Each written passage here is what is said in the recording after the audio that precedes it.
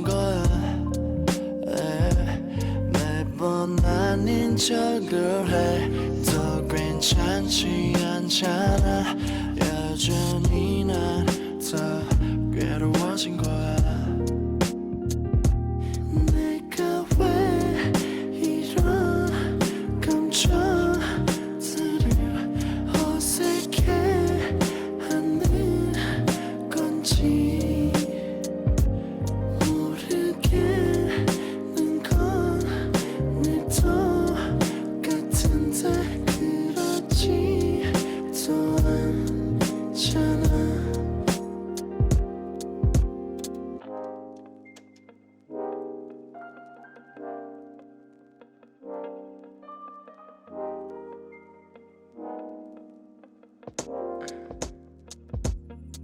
정말 상상해본 적도 없는데 이미 현실이 된 지 너무 오래된 것 같아. 너만 생각해도 웃음이 났는데 이젠 더 행복하지 않길 바라려 해. 사실 오늘은 왠지 좀 기분이 그래. 아무 일도 손에 잡히질 않네. 하루 종일 혼자 붕 떠 있는 것만 같아. 밤을 새 고민해 이유가 뭘지 이해할 수 없는 내 불안한 마음은 결국 너란 걸 난 이미 알고 있는데. 내가 왜 이런 감정들을 어색해 하는 건지 모르겠는 건 늘 똑같은데 그렇지도 않잖아. I feel so down. I feel so down. I feel so down. So down. Oh, I feel so down. I feel so down.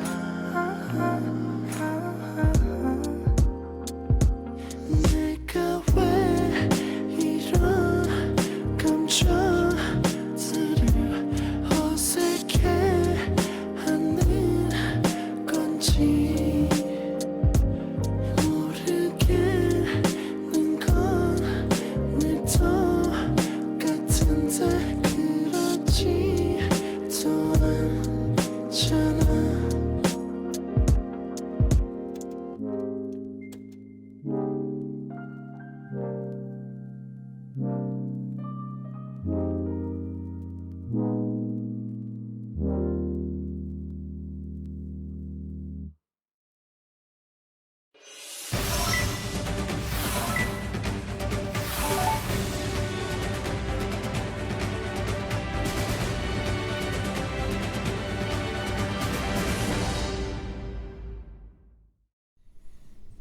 안녕하십니까. 여러분의 저녁을 책임집니다. 뉴스 프리데스크 노재필입니다. 안녕하세요. 성지영 기자입니다. 어색하죠? 아. 네, 오늘도 지난주에 이어서.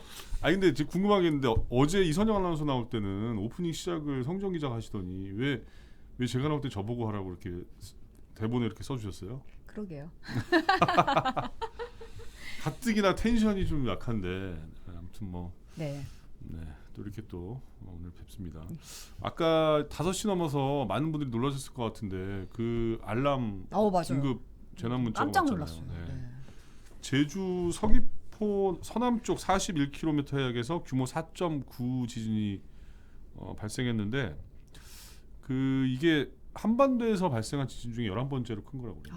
네. 많은 분들 놀라셨을 것 같은데 네네. 다행히 지금까지 제주에 인명 피해는 없는 것으로 지금 보이는데요. 지진 발생 당시에 이제 제주도 전역에 있는 건물들이 크게 그렇죠. 흔들렸다고. 그래서 지금 저희도 제보 영상이 좀 들어오고 있는데 자세한 소식 본방에서 좀 더 자세하게 전해드리겠습니다. 네.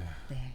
자, 오늘 노래는 범블비님, 우리가 알고 있는 그분이죠. 범블비님이 신청하신 비범의 던인데 이 비범이 블락비 B라는 그룹에 소속된 가수인가요? 네, 멤버예요. 그리고 근데 오늘 생일이래요. 오늘이 생일이죠. 네네. 축하드립니다. 보고 계실까요 지금? 혹시 아시는 분 있으면 전해주세요. 축하드린다고 했다고. 네. 빌로바 TV님이 저희 어머니 누워 계셨는데 진동을 느끼셨다고. 어우 깜짝 놀라셨네요. 그렇죠. 또 많은 분들이 아까 뭐 군대 얘기를 좀 많이 하셨고 그리고 어떤 분들이 그 지진 때문에 프리데스크 못할 수도 있다는 어떤 그런 우려를 또 표명하셨는데 저희는 또 하죠. 이런 날은 또. 네. 앙다다씨님이 4.9입니까 5.3입니까 하셨는데 4.9 규모 4.9죠. 처음에 5.3으로 기상청에서 발표했다가 네. 정정을 했어요. 하향 네네, 조정을 네. 했어요. 4.9 규모로. 그렇죠. 박수빈님이 정확하게 적어주셨는데 원래 5.3이었다가 4.9로 바뀌었습니다. 네. 9IM 써니님 현선 이카이브님께서 제 얼굴이 잿빛이라고 한성님께서 그러셨는데 오늘 조금 덜 바르고 나왔나? 아무래도 이 자리가 약간 그래요? 좀 다른 조명이 것 좀 같아요. 그런가요? 조명이 달라서. 선 이카이브님이 부디 제주도민 여러분 피해 없으시길 하셨고요. 네. 에햄님은 핸드폰이 비명 지르는 줄 알고 저도 깜짝 고장 놀랐어요. 났냐고 쳐다봤다. 사무실에는 모든 휴대전화가 다 울리니까. 그러니까요. 예. 전 전쟁 난 줄 알았어요. 저 전쟁 난 줄 알았어요. 쭌쭈닝님도 깜짝 놀라셨다고. 러블리나님 저 진짜 공포물 못 봐요. 안 봅니다. 그 피해가 뭐 아직 정확하게 집계되지는 않은 것 같지만 뭐 큰 피해가 없기를 네. 바라겠습니다. 네네. 또 이런 채팅 막 읽고 싶어요. 빌로바 TV님 거. 네 뭐요? 제가 잘생겨서 괜찮다. 잘생긴 이세희님은 빨리 다음 코너로 넘어가세요. 스카이워드님 자꾸 저 자다고 왔다고 그러는데 저 안 자고 왔는데. 오늘은 못 잤어요. 오늘은 네네. 노란 소파에 못 갔기 때문에 그렇죠. 잠을 잘 수가 없습니다. 자, 그럼 여러분들이 그렇게 많이 고대한 또 우리 또 인기 평론가이신 배종호 교수님을 또 만나러 가보겠습니다. 네.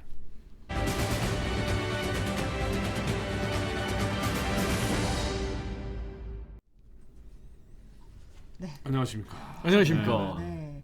아까 문자 받고 안 놀라셨어요? 깜짝 놀랐죠.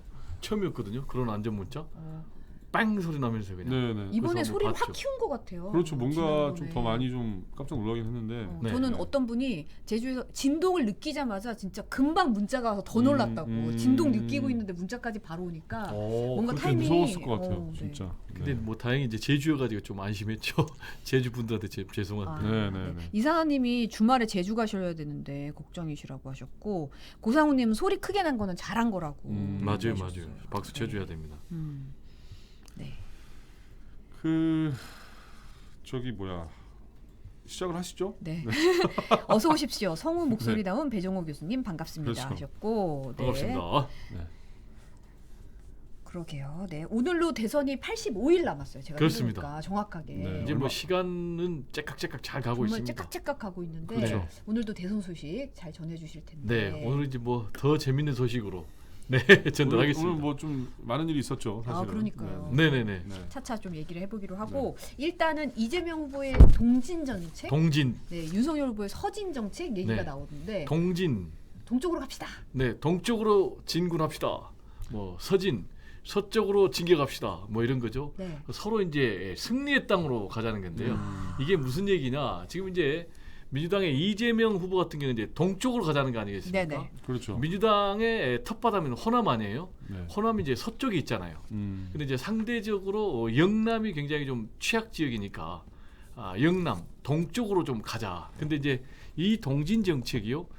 김대중 전 대통령 시절부터 계속됐어요. 아시겠지만 김대중 전 대통령 같은 경우에 이 동진 정책을 위해서 초대 대통령 비서실장을 경부 울준 출신의 누굽니까? 그분이 이 민정당 출신의 김중관 초대 비서실장을 발탁을 했죠. 주변에 굉장히 반대임에도 불구하고 아니야 이 길이 우리가 살 길이야. 그래서 또 후보가 노무현 그리고 이제 문재인 후보가 나왔지 않습니까?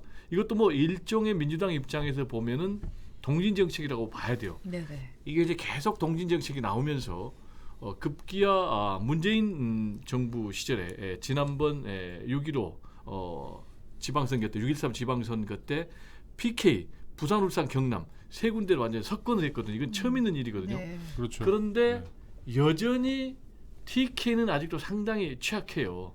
그러다 보니까 지금 더구나 TK 출신의 민주당 후보가 처음으로 나왔거든요. 이재명 이재명 후보, 후보 고향이 경북 안동이잖아요. 안동이죠. 그쵸. 네. 네, 그러니까 이제 이 TK 대망론 이 깃발을 들고 지금 동진 정책을 나서고 있고요. 반면에 이제 윤석열 후보 같은 경우는 서진 정책이죠. 국민의힘 같은 경우는 아무래도 영남이 텃밭이고 특히 이제 TK가 보수의 심장이라고 하지 않습니까? 근데 호남은 굉장히 약하니까 서쪽으로 나아가자. 이제 김종인 전 비대위원장 시절부터 상당히 공을 들였어요. 뭐 아시겠지만 5.18 광주 민주화 묘지 가서 무릎으로 그렇죠. 사과를 하고 네네. 그러면서 이제 지금 윤석열 후보도 굉장히 이 서진 정책에 중점을 두고 있는데 그 이유는요. 호남권을 겨냥한 것도 있지만 호남 출신의 수도권 출향민들이 대략 한 20% 정도 되거든요. 그러니까 중도 외연 전략하고 지금 맞물려 있는 거죠. 근데 공교롭게도요. TK 인구가 얼마인 줄 아세요? TK 인구가 한 500만 정도 됩니다. 엄청 많죠, 사실은. 네. 그렇죠. 네. 그리고 호남이 한 530만 됩니다. 그 합친 거 아닙니까? 남북도를? 그렇죠. 호남은 다 광역시 한국, 합친 남북도 거. 광주까지, 네네네. TK는 대구, 경상 그렇죠. 북도까지. 네. 네. 그래서 과연 비슷비슷하잖아요. 530만 네. 표 대 500만 표. 그래서 누가 어느 쪽에서 얼마를 더 잡아오느냐에 따라서 지금 승부가 갈린다라고 이제 두 후보가 보고 동진 정책 그리고 서진 정책으로 격돌하고 있는 상황입니다. 네. 그 이재명 후보가 3박 4일 동안 대구 경북 쪽 방문한 것도 사실은 동진 정책이라고 할 수 있잖아요. 그렇습니다. 네. 말씀드렸지만 경북 안동이 고향이거든요. 그렇죠. 그리고 최초로 민주당 후보로는 TK 출신이 나온 거예요. 상대적으로 지금 이재명 후보는 500년 조상들의 뿌리가 충청도 나라면서 충청 대망론을 부르짖고 있거든요. 그러니까 그렇죠. 이제 여기에 맞불을 하는 거예요. 나는 그러면 TK 대망론으로. 근데 아까 말씀드렸지만 보수의 심장이다, 텃밭이다. 근데 윤석열 후보가 충청 대망론 하면 고향의 뿌리를 내세우면서 TK 대망론 하면 상당히 흔들 수가 있는 거죠. 네.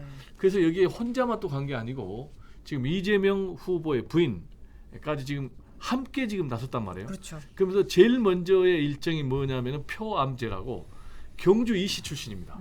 그래서 이 경주 이씨의 발상지인 표암제 네. 거기 가서 아내랑 같이 가가지고요 대선 출마를 구하는 그런 의식을 치렀어요. 그건 결국 뭐겠습니까? 내가 TK의 아들입니다. 그래서 아내랑 함께 와서 인사를 드립니다. 이런 나를 뽑아주면은 지금 TK가 굉장히 상대적으로요 좀 박탈감에 시달리고 있어요. 그게 무슨 얘기냐? 박정희 전 대통령 시절에는 상당히 산업화의 그렇죠. 수혜를 네. 받거든요. 근데 지금 수도권하고 굉장히 차별화되면서 지역이 굉장히 쇠락하기 때문에 네. 지금 여기에 지금 호소하는 그런 상황이 아닌가 이렇게 생각이 되고요. 또 더 나아가서 지금 박정희 그리고 전두환 그리고 또 심지어는 이승만 이 세 보수 출신의 대통령에 대해서도 공과를 얘기하면서 살짝 부분 과만 얘기했던 과거에 비해서 좀 공도 얘기하는 듯한 그런 행보를 했는데 역시 이 부분도 지역민들에게 좀 호소하려는 다가가려는. 다가가라는 그런 동진 정책의 일환이 아닌가 생각이 되고요. 네. 말씀드린 대로 또 지역 발전 욕구가 굉장히 있고 그렇죠. 또 박정희 향수가 있고 그리고 또 경제 대통령 이재명을 강조하려는 그런 일석삼조의 포석이 아닌가. 특히 이제 마지막 일정을요. 박태준 하면 이제 포항제철의 신화 아니겠습니까? 그렇죠. 네. 10주기 추모식이 있었다고 그래요. 거기에 갔는데 거기에 간 것도 역시 이제 지역민들의 뿌리 정서를 호소하고 내가 앞으로 경제 대통령에 대해서 이 지역을 살리겠습니다. 이런 다목적 포석이 담겨 있는 행보가 아닌가 생각이 됩니다. 네. 이 공과를 논한 발언에 대해서 좀 논란이 있잖아요. 그렇습니다. 어떻게 보세요? 득일까 실일까 이 손익 계산을 좀 하던데. 성인급께서는 어떻게 보세요? 득실. 득실. 글쎄요. 글쎄요. 어떻게 봐야 되죠? 어떻게 보세요? 득일 수도 있고 너니까. 실일 수도 있다. 득일 수도 이게 있고 저 실일 수도 배종호 있다. 교수님식의 발언 아니겠습니까? 그렇게 말하면 이 프로그램의 인기가 없죠. 자, 제가 그러면 네. 일도 양단간 얘기를 하겠습니다. 네. 저는 실보다 득이 크다. 이렇게 득이 봅니다. 크다. 물론 득이 크다. 국민의힘에서는요. 폄훼하는 그런 평가를 하고 있어요. 말을 바꿨다. 말 바꾸기다 뭐 하는 그렇죠. 제가 볼 때 근데 말 바꾸기는 없어요. 왜냐? 공가를 있는 그대로 얘기했을 뿐이에요. 왜냐하면 만약에 공가가 팩트가 아니고 사실이 아니다면 말 바꾸기 논란 또 뭐 거짓 논란 왜곡 논란이 있을 텐데 일단 말씀드린 대로 공가를 그대로 얘기했고 다만 방점은 과거에는 좀 부정적인 부분이 있었다면 이번에는 긍정적인 부분도 함께 했다라는 것인데요. 그럼 왜 득이 크냐? 이유는요. 여기에 셈법이 결정적인 셈법이 있습니다. 얼른 우리가 볼 때는 이재명 후보가 TK 후보니까 TK 가서 지역민들의 표심을 호소해서 그 표를 얻으려는가 보다라는 계산까지 누구나 가능하죠. 물론 그 계산은 분명히 담겨 있어요. 그런데 제가 볼 때는요, 그거보다는 오히려 중도, 무당층 2030을 겨냥한 행보가 아닌가 이렇게 생각이 됩니다. 왜냐하면요, 어차피 이번 대선은 51대 49의 싸움인데요, 진영 대결 양상을 피할 수는 없습니다. 그러면은 각자의 진영의 강성 지지층들은 뭐 이재명 후보 쪽은 이재명 후보를 찍을 것이고 윤석열 후보 쪽은 윤석열 후보를 찍을 거예요. 그러면 결국은 승부는 어디서 나느냐? 진영에서 승부가 나는 것이 아니고 중도 무당층 2030에서 나는데, 이분들 입장에서는 실용적인 판단을 할 수밖에 없는 거예요. 코로나19 국난 상황에서 누가 이 나라의 미래, 내 생명과 안전과 재산, 경제를 책임질 것인가, 이 부분을 볼 거라고 생각을 해요. 이건 이제 배종호의 생각입니다. 네. 그렇다면 여기에 가서 공가를 얘기를 한다면 물론 국민의힘에서는 말 바꾸기 아니냐 이렇게 생각하지만 중도층, 무당층, 2030 어떻게 생각할까요? 제가 볼 때는 이재명 하면은 과거에 상당히 진영에 함몰된 후보 또는 이념에 함몰된 후보, 강성의 과격한 후보, 이런 이미지를 갖고 있었잖아요. 근데 이번에 공가를 함께 논한다? 아하, 이분이 또 상당히 유연한 부분이 있네. 이렇게 생각을 할 가능성이 높기 때문에 이분들의 표심에 상당한 영향을 줄 수 있다. 그러면 제가 볼 때는 지역 표심도 없고 중도 외연도 확장 가능성도 열려 있고, 그래서 저는 실보다는 득이 크다. 이게 바로 배정호의 분석입니다. 네. 아주 뭐 귀에 쏙쏙 들어오는 분석을 해주셨는데, 뭐 총총님이나 홍승표님이 그런 얘기를 해주셨어요. 그러니까 이 선거 때만 되면 지역주의 얘기하는 게 조금 옳지 않다라는 취지로 말씀해 주셨는데, 그건 틀림없죠. 네. 사실은 대한민국이 이렇게 좁은 나라에서 뭐 이렇게 자꾸 이렇게 옛날에 삼국 시대처럼 갈라가지고 그쵸. 이렇게 맞아요. 그걸 원하는 게 정치가 어떻게 보면 굉장히 좀 그 면에서는 나쁜 영향을 끼치는 건 아닌가라는 생각이 들어요. 지역주의를 더 강화한다거나 뭐 이런 느낌 좀 있는 것 같고. 뭐 그건 틀림없죠. 왜냐하면 이제 이 지역주의, 지역 감정이 사실은 이제 박정희 전 대통령이 취약한 어떤 정권의 정통성을 강화하기 위해서 결국 이제 지역 감정에 불을 질러 가지고 본인의 정권의 취약성을 강화하는 그런 굉장히 나쁜 그런 정치를 했지 않습니까? 그렇죠. 그게 말씀하신 대로 이제 삼김 시대까지 이어지면서 네. 지역 대결이 더 심화됐는데, 역설적으로요, 이 동진 정책과 그리고 서진 정책은 반대예요. 그게 무슨 얘기입니까? 민주당이 호남에만 있으니까 영남 동쪽으로도 가자. 그래서 전국 정당으로 가자라는 얘기고요. 네. 그리고 또 국민의힘 같은 경우도 영남 한때 이제 지난번에 6.13 지방선거에 참패하다 보니까 TK 자민당 아니냐 그런 비난까지 있었는데 받았죠. 네. 그래서 우리가 전국 정당으로 네. 호남으로도 가자. 그게 서진 정책이기 때문에 오히려 이제 좀 확장을 좀 하겠다. 그렇습니다. 그래서 그 부분은 저는 부정적으로는 보지 않습니다. 다만 지역주의를 조장하는 것은 말씀하신 대로 네. 우리가 비판하고 경계해야 되겠습니다. 네. 그래서 말인데 윤석열 후보 같은 경우는 이 서진 정책을 방문하거나 뭐 이런 게 아니고 약간 그 호남 출신 인사들을 영입하는 방식으로 좀 하고 있다는. 그렇습니다. 이제 윤석열 후보도 한 두세 차례 최근에 계속해서 방문했는데 네. 아시겠지만 지난번에 전두환 씨 네네네. 찬양 발언 때문에 굉장히 안 아주 좋았죠. 된통 네. 혼이 났어요. 그래서 이제 5.18 묘지까지 참배를 갔는데 들어가지 못하고 밖에서 참배하고 또 사과까지 하는 그런 상황. 그러다 보니까 지금 아직은 호남 방문 일정을 본격적으로 못 하고 있어요. 결국에는 가긴 갈 겁니다. 그래서 말씀하신 대로 대신 구 민주계 인사들, 네. 호남 출신 인사들 영입에 적극적으로 공을 들이고 있어요. 뭐 이용호 전북 출신 국회의원 무소속입니다. 그분을 지금 영입을 해서 선대위원장으로 포진을 시켰고, 그리고 김주선 그리고 박동철 이분들도 다 호남 출신이고 구 민주계거든요. 다만 이분들이 이제 호남에 얼마만큼 상징성이 있느냐, 개혁적인 인물이냐라는 것과 관련해서는 여러 가지 좀 논란이 있는 게 사실이에요. 그래서 그 파장이 어느 정도 될지, 효과가 어느 정도 될지는 좀 지켜봐야 되겠고요. 일단 가장 눈에 띄는 것은 김한길 전 민주당 대표, 네. 새시대 준비위, 그래서 본인이 준비위원장으로 맡아가지고 지금 출범을 했는데, 그런데 공교롭게도 지난번에 선대 출범식에는 안 나타났죠. 안 나타났죠. 출석하지 않았어요. 네. 그래서 뭐 건강 문제인가? 아니면 뭐 김종인하고 사이가 좀 나빠서 삐졌나?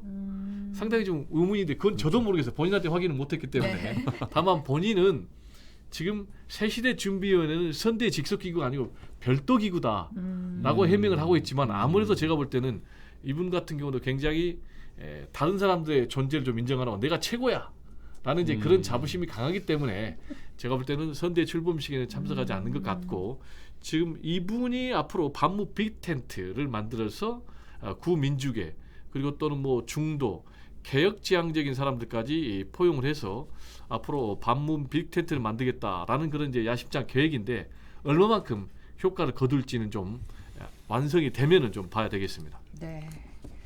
이제 사실 대선 국면이 이제 다가오면 음흠. 거물급들이 이제 좀 이렇게 지원에 나서잖아요. 그렇습니다. 이렇게 보면 지금 나오는 인물들이 이제 유시민 전 노무현재단 이사장 그리고 음흠. 이제 또 이해찬 전 대표까지 좀 이렇게 몸을 푸는 느낌이거든요. 그렇습니다. 네, 어떻게 보세요?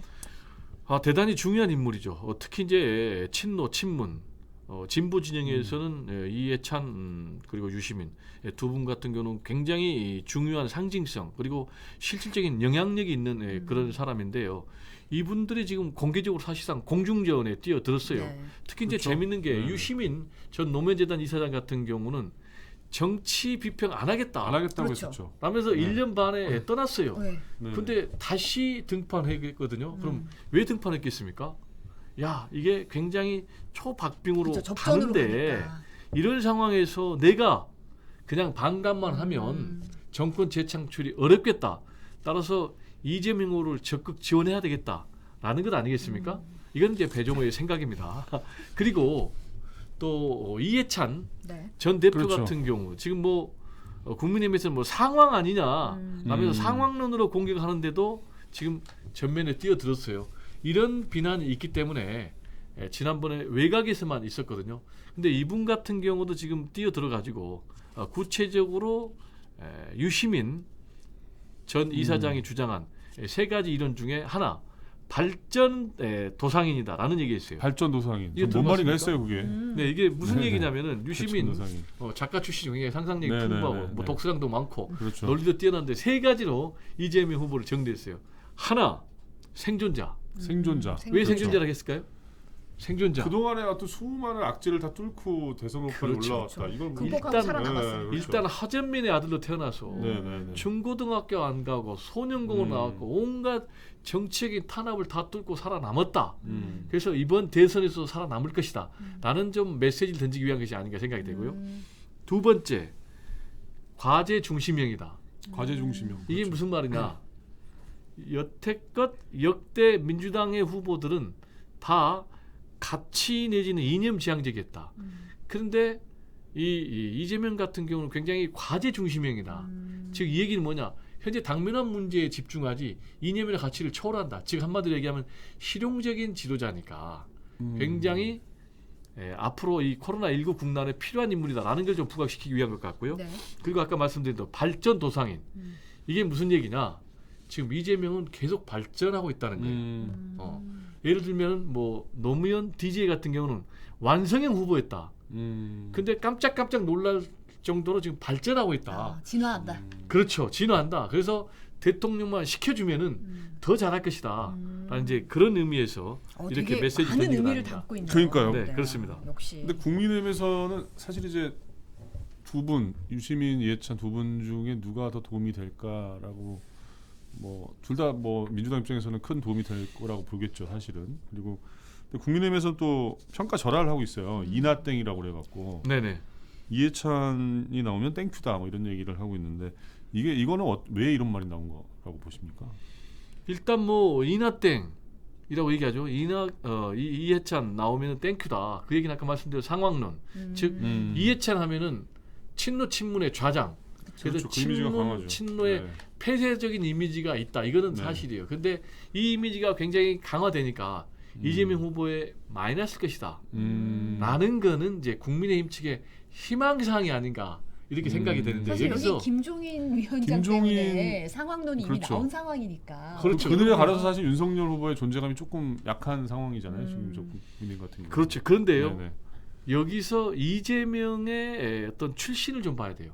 이재명은 친노 친문이 아니에요. 아니죠. 아니죠. 네네. 비문이에요. 그렇죠. 그러다 보니까 지금 친노 친문, 특히 이제 강성 친문들은 이재명에 대해서 비토 정서가 있는 게 사실이고 또 비토를 하고 있는 분들이 존재하고 있는 것도 사실이에요. 근데 친노 친문의 상징, 좌장격인 이해찬, 유시민 뛰어들면은 이분들이 어떻게 되겠습니까? 상당히 결집할 수밖에 없는 거죠. 그렇죠. 따라서 이런 점에서는 저는 플러스라고 보고요. 그리고요, 지금 이재명 후보의 행보가 뭐냐면은 지금 굉장히 제3지대 중도 외연을 확장하는 쪽으로 가고 있거든요. 그러다 보니까 어느 정도 문재인 대통령, 문재인 정부하고 차별화. 그렇죠. 근데 이제 집토끼들을 지켜주는 역할을 할 수 있다. 그렇죠. 역시 대단한 머리를 갖고 있어요. 왜 그러십니까? 우클릭 행보를 하면 할수록 말씀하신 대로 네. 집토끼들이 강성 집토끼들이 이탈할 가능성이 있어요. 그런데 이해찬, 유시민이 나서가지고 깃발을 들어주면 그래도 믿고 가보자. 뭔가 이해찬, 유시민의 신모 원리가 있겠지. 이렇게 생각할 수가 있는 것이고요. 그래서 우리가 두 가지를 봐야 돼요. 하나는 타이밍, 하나는 지원 방법. 타이밍과 관련해서는요, 공교롭게 유시민 전 이사장이 나오고 이해찬 전 대표가 나온 시점이 전후로 나왔는데 어떤 식의 전후냐? TK 공약의 전후로 나왔어요. 네. 지금 이 얘기는 뭐겠습니까? 지금 TK 공약에서 굉장히 우클릭 행보를 하고 있거든요. 차별화하고 있거든요. 여기에 말씀하신 대로 이탈 방지를 위한 그런 안전판이 아닌가 이렇게 생각이 되고요. 그리고 이제 지원 방식도 뭐 선대위에 합류해가지고 뭐 대대적으로 어떤 뭐 총괄 선대위원장 김종인처럼 하는 게 아니고 공중전으로 치고 빠지는 그런 양상. 그래서 제가 볼 때는 어떤 역할 분담을, 그러니까 이재명 후보는 산토끼 공략, 그리고 이해찬, 그리고 유시민 이분들은 집토끼 공략, 그렇게 나서고 있는 것 아닌가 생각이 됩니다. 네.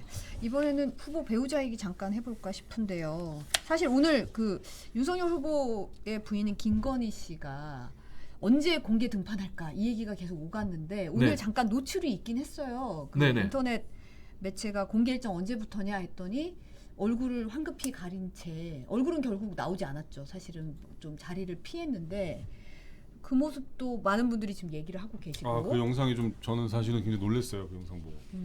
지금 이제 우리 시청자들을 위해서 두 가지를 동시에 얘기하면 좀 헷갈릴 것 같아요. 정리해 줘야 돼요. 네네. 그러니까 언론 노출이 두 가지가 있었어요. 그렇죠. 네네. YTN을 먼저. YTN. 그렇죠. 하나는 YTN 보도가 먼저 있었고, 네. 그다음에 두 번째는 지금 말씀하신 더 팩트. 그러니까 더 팩트는 그냥 밀어붙이는 취재하니까 저도 봤는데 그 영상을 갑자기 김건희 씨가 막 무슨 그 옷가지 같은 천 걸로 같은 걸로 막 가리고 또 호위하는 듯한 그 남성이 막 이렇게 호위하면서 황급히 피하는데 제가 상당히 좀 당황했어요. 이상하다. 대통령 후보인데 무슨 죄를 지었나? 후보 부인인데. 네. 후보 부인이 왜 그러지? 대통령 후보 부인이 좀 그런 생각이 좀 들었고요. 네. YTN 같은 경우는 이제 정식으로 취재를 인터뷰를 했어요. 한 거죠. 네. 인터뷰를 했어요. 그러니까 오디오는 녹취가 된 거죠. 네. 근데 이제 오디오는 일절 방송을 안 하는 조건으로 했는지 어쨌든 오디오는 방송을 안 하고 그냥 그 내용만 방송을 했더라고요. 그래서 네네. 이 부분과 관련해서 제가 직접 취재를 했습니다. 오. 윤석열 후보 캠프 측에 네. 그리고 YTN 측에 그런데 보니까 YTN에서 정식으로 그 겸임 교수 허위 경력 관련해서 취재를 들어갔어요. 네. 그러니까 오전부터 계속해서 문자도 보내고 막 전화도 했는데 안 받았대요. 근데 저녁에 마지막으로 한 번 더 해보자 하니까 갑자기 받더래요. 그러면서 무려 30분이나 통화를 한 거예요. 쭉 통화를 한 거예요. 그러면 제가 볼 때 왜 갑자기 그동안에 말씀드린 대로 공식 일정에도 일절 안 나타났거든요. 네. 심지어는 윤석열 후보 선대 출범 시기도 안 나타났거든요. 그렇죠. 근데 왜 YTN의 취재에 응했을까? 아시겠지만 지난번에 줄리 의혹과 관련해서 본인이 한번 해명해가지고 일파만파 난리 파문이 났었죠. 인 적이 있었잖아요. 네. 근데 이거는 결국은 피해갈 수 없는 것이다. 그런 것 하나. 그 두 번째로는 YTN이 지금 허위 경력 사실을 확인했거든요. 그래서 일방 보도하면 더 손해 갔다. 차라리 자신들의 뭐 해명이나 반론이나 설명을 내는 게 더 낫다. 그런 판단 때문에 한 것 같고요. 그래서 이거는 결국은 본인이 혼자 하는 것보다는 뭐 거의 하루 종일 시간이 있었기 때문에 캠프의 실무자하고 상의한 그런 선택이 아닌가. 물론 이거는 배종호의 생각입니다. 네. 아니 근데 그 이제 그렇게 보기에는 또 그 해명 자체가 좀 터무니없는 지점이 약간 있는 것 같아요. 제가 보기에는. 그러니까 네. 해명의 내용도 지금 논란이 좀 되고 내용이 있죠. 그 네. 허위 경력 의혹에 대해서 돋보이려고 한 욕심 때문에 그런 거고 그게 죄라면 죄다라고 얘기를 해가지고 사실은 더 논란이 커지고 있는 거잖아요. 그렇죠. 지금. 네네. 이 허위 경력 자체를 돋보이려고 한 욕심으로 그냥 그렇죠. 퉁칠 일인가 싶다는 그리고 그 생각이 앞에 좀 또 얘기한 게 뭐 대학 입시 관련해서 내가 뭐 부정한 것도 아니고 뭐 이런 식의 어떤 얘기를 한 게 방송에 나가던데. 그러니까 어떻게 보면 캠프랑 상의한 것 치고는 굉장히 그 상의했다면 만약에 했다면 되게 전후 정황을 모르니까 네. 모르지만 그랬다면 너무 좀 터무니없는 부실한 해명이 아닌가 싶기도 하고 좀 그래요. 네. 맞아요. 역시 네네. 오늘 상당히 우리 노 기자가 예리한데요. 저도 좀 그 부분이 의아했어요. 네. 네네. 이게 상당히 시간이 있고 그래서 나름대로 누군가하고 상의를 했을 것이다. 그게 상식 아니겠어요? 그렇죠. 근데 말씀하신 대로 내용을 보면 이렇게 할 바에는 차라리 응답을 안 하지라는 좀 생각이 들었거든요. 지금 이제 YTN이 문제 제기한 허위 경력이 세 가지거든요. 하나는 지금 이제 수원여대 광고 영상과 겸임 교수로 한 1년 정도 본인이 근무를 했더라고요. 이걸 이제 본인이 이력서를 제출해야 되잖아요. 근데 세 가지가 허위 경력으로 이제 YTN 취재 결과 확인이 됐는데 네. 첫 번째로는 한국게임산업협회 본인이 기획이사로 근무를 했다는 거예요. 근데 그 근무했다는 기간이 이 협회가 설립되기 전에 근무했다니까 그럼 허위 사실이 그렇죠. 분명하잖아요. 네네. 그 두 번째는 이제 수상 경력인데 하나는 뭐 2004년도에 서울 국제 만화 애니메이션 페스티벌 대상 그리고 또 하나도 뭐 있는데 이것도 다 보니까 자신의 이름 그러니까 지금 이름은 이제 바꾼 거고 개명 전에는 김명신인데 출품 잡채가 없었거든요. 네. 그러면 이게 완전히 허위 사실인데 완전히 성폭이죠. 허위 경력인데 말씀하신 대로 YTN 기자가 물어보니까 기억이 전혀 없다 라든가 또는 뭐 좀 돋보이려고 했다 그것도 죄라면 죄다 그 좀 말이 이상하잖아요. 그렇죠. 잘못했습니다라고 해야 되는데 그렇죠. 그리고 제가 볼 때는 상당히 좀 이해가 안 된 대목이 이 부분이었어요. 학교 진학 위에 쓴 것도 아닌데 무슨 문제냐 이 얘기는 부분이 사실은, 명백하게 네. 조국 전 법무장관의 부인 정경심 교수를 겨냥하거든요. 그렇죠. 근데 그것과 관련해서 사실 논란이 많잖아요. 뭐 마녀 사냥이다. 무려 뭐 압수수색 영장을 70회나 발부를 했지 않느냐라고 굉장히 말이 많은데 그러면서 또 여기서 또 문제가 된 건 뭐냐면 자신은 공무원도 공인도 아니다. 그리고 윤석열 후보하고 결혼하기 전에 한 건데 이게 무슨 문제가 되느냐 이런 것까지 검증 받아야 되느냐라고 해명을 했는데 아무래도 본인이 대통령 후보의 배우자라는 그런 사실을 좀 망각하고 있는 것 아닌가 조금 그렇죠. 이해가 가지 네. 않습니다. 네.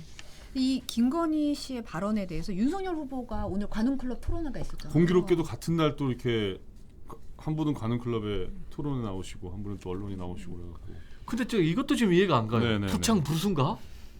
이런 생각이 좀 들을 정도였는데 왜냐면은 이렇게 또 얘기를 했어요. 관련 경력과 관련해서 뭐 부분적으로는 모르겠지만 전체적으로 허위가 아니다.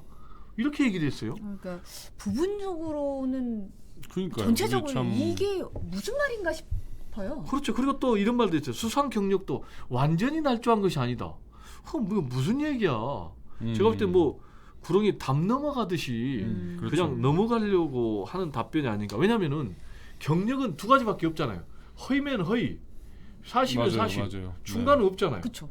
근데 뭐 그렇게 얘기를 하니까 근데 지금 아시겠지만 지금 분명히 뭐 박사 논문 표절 의혹도 있고 또 지금 허위 경력이 문제가 되고 있는데 이런 식으로 답변하면은 제가 볼 때는 앞으로 좀 검증의 파고를 넘을 수 있을지 염려가 좀 되는 대목이긴 합니다. 네. 그렇잖아도 어제 그 저희가 보도한 MBC 여론조사에서 이제 후보자 배우 검증에 대해서 한번 질문이 배우자 있었어요. 검증, 네. 그래서 뭐 배우자에 대한 검증이 필요하다고 보느냐는 어떤 의견을 물었는데 80% 정도가 찬성한다라고 대답을 했거든요. 그러니까 네. 그러니까 검증이 필요하다. 네네네 이런 여론에 대해서는 어떻게 보세요? 이거 뭐 당연한 거 아닐까요? 당연한 거다. 네네네. 왜 그러냐면요. 네. 배우자도요. 정식으로 재산 신고를요. 같이 해야 되는 거예요. 그렇죠. 그리고 네네. 이미 이제 김건희 씨 같은 경우는 고위공직자 부인이기 때문에 윤석열 지금 후보가 고위공직자 재산 등록 등 신고할 때 다 했어요. 그래서 함께 이미 검증을 받았어요. 네. 따라서 지금 이런 경력만 문제가 되는 것이 아니고 재산 형성 과정에서 상당히 문제가 되고 있잖아요. 그래서 당연히 이 검증을 받아야 되고요. 또 무슨 문제가 있냐면요. 대통령 배우자 같은 경우는요. 법적으로요 예산 지원 받고 아 그렇죠. 그렇죠. 네. 네. 따로 그리고 또 뿌려지잖아요. 인력 지원을 받습니다. 이런 걸 해주는 데가 어디냐면요 청와대 제2부속실이에요. 네. 정식으로 직제가 있는 거예요. 그리고 또 대통령 배우자가 되면 어떻게 하겠습니까? 국내도 공식으로 활동하고 특히 대통령 회의 순방 갈 때 같이 가서 같이 가죠. 네. 공적인 업무를 다 영역에서 수행을 하죠. 분명히 본인이 활동을 하는 거예요. 그러면 당연히 법적으로도 그렇고 실제 활동에서 그렇고 검증을 받아야 되니까 지금 앵커께서 말씀하신 대로 우리 국민들이 배우자로서 검증을 받아야 된다라는 여론이 80%에 이른 것이 아닌가 생각이 되고요. 네. 실제로 보니까 재밌는 게요. 국민의힘 지지층에서도 배우자 검증 받아야 된다가 68% 나왔거든요. 따라서 이 검증 여론을 과연 앞으로 언제까지 피할 수 있을지 상당히 좀 의문이 듭니다. 네. 안 그래도 목량 아빠님이 영부인이 되면 세금이 들어가니까 당연히 따져야 세금이 된다. 들어가죠. 검증해야 그렇죠. 된다. 그 예산이 세금이죠. 네네네. 말씀하셨어요. 네. 마지막 좀 더 하시죠 뭐. 네. 등판 언제? 이제 등판을 언제 할까? 얘기하다가 딱 넘어갔어요. 제가 김건희 씨에게 직접 취재를 해보지 않아서 알 수가 없는데요. 근데 사실 후보 배우자가 끝까지 모습을 드러내지 않을 수는 없잖아요. 그런 역사는 우리 대선상 한 번도 없죠. 대선은 근데 없었죠 사실. 지금 행보 아까 우리가 더 팩트 얘기했지만 취재하니까 막 도망가 버린 이런 행보를 보면은 야 진짜 이러다가 끝끝내 등판 안 하는 거 아니야? 라는 그런 염려도 드는데 네네. 현재는 당분간 등판 안 할 것 같아요. 왜냐? 김건희 리스크가 분명히 존재하거든요. 도이치모터스 주가 조작 지금 그렇죠. 뭐 지금 수사 중이고 최근에 또 뭐 줄리 의혹 관련해 가지고 목격자까지 지금 등장하는 이런 상황이기 네. 때문에 당분간은 안 할 것 같고요. 그렇지만은 결국은 피하면 피할수록 더 이런 의구심이 막 증폭이 될 수밖에 그렇죠. 없잖아요. 네네. 뭔가 있는가 봐 이런 생각. 그래서 지금 아까 그 모습도 너무 황급히 이제 막 도망가니까 왜 저렇게까지 할까라는 의문이 오히려 좀 그렇죠. 생기는 무슨 부분이 죄 지은 있어요. 것도 네. 아닌데 자연스럽게 노출할 수 있는 죄 지었나 건데. 이렇게 좀 의심을 할 수밖에 없고 따라서 이제 등판을 할 것 같은데 최대한 늦출 것 같아요. 왜 늦추느냐 여러 가지 의혹들이 있기 때문에 그러면 이제 방식이 굉장히 중요하잖아요. 네. 공식 일정에는 결국 나오지 못하지 않을까 좀 이런 생각도 듭니다. 네. 그리고 나온다 해도 결국 본인은 함구하는 발언을 최대한 자제하는 노출도 자제하는 그래서 지금 거론되는 행보가 뭐냐면요 연말쯤에 봉사 행보 봉사 활동을 할 것이다. 은근슬쩍. 네네. 네, 그래서 뭐 특히 이제 사회 경제적인 약자들 불우이웃 시설도 방문해서 봉사하는 그리고 그것도 직접 언론에 노출하는 게 아니고 공보시대 찍어서 그렇게 보도하는 그리고 이제 지금 이제 김종인 총괄 선대위원장 배우자 네. 김미진경 씨하고 굉장히 좀 친하다고 그래요. 네네. 그래서 그분과 함께 행보할 가능성도 있다. 라는 그런 뭐 전망도 나오겠는데 네네. 이 부분에 대한 가장 확실한 해답은요. 김건희 씨에게 물어봐야 될 것 같습니다. 네, 배 교수님의 전망을 끝으로. 네. 근데 가지 마시고요. 휴식탄책 2분밖에 안 남았으니까. 네. 자 넘어가겠습니다. 네. 타이틀은 넘기지 마시고요. 네네. 네. 6시 기준 신규 확진자가 4,000명 아. 넘었어요. 4,039명. 어제보다 꽤 야, 많이 큰일 늘었고. 났네요. 네네. 아마 이제 정부는 영업시간 제한, 그다음에 사적 모임 제한 같은 어떤 특단의 대책을 내놓을 것 같다는 원래 어떤, 내일까지 네, 전망이 본다고 많습니다, 했었잖아요. 지금. 네네. 네. 지금 그런 얘기가 나오겠네요. 네. 자, 그리고 방역 패스 점심에 혹시 밖에서 드셨어요? 저는 괜찮았어요. 아. 근데 저는 미리 발급을 받는 네, 게 네, 좋겠다는 네. 문자를 받아서 미리 발급 받아놨었거든요. 저는 뭐 오늘- 3차 접종까지 받았기 때문에 부스터샷까지 했습니다. 아, 근데 이게 그래도 들어갈 때 이걸 찍어야 되잖아요. QR 그렇죠. 코드. 그걸 확인받아야 되니까. 그렇죠. 근데 오늘 같은 경우도 한 20분 정도 장애가 있었는데 이제 네이버 앱을 통해서 할 경우에 다른 데는 괜찮고. 장애가 있었대요. 다른 건 괜찮았고. 네. 그래서 두 가지요.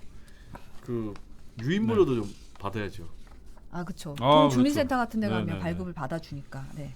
자, 그리고 또 하나 저희 경제팀에서 삼성과 애플의 탄소 성적표가 어떻게 되는지 한번 따져봤어요. 그러니까 지금 이제 2050년까지 탄소 배출을 0으로 만들겠다는 게 이제 국제사회의 어떤 그렇죠. 컨센서스인데 네네. 성적표를 봤더니 애플이 굉장히 점수가 높고 삼성은 점수가 낮아요.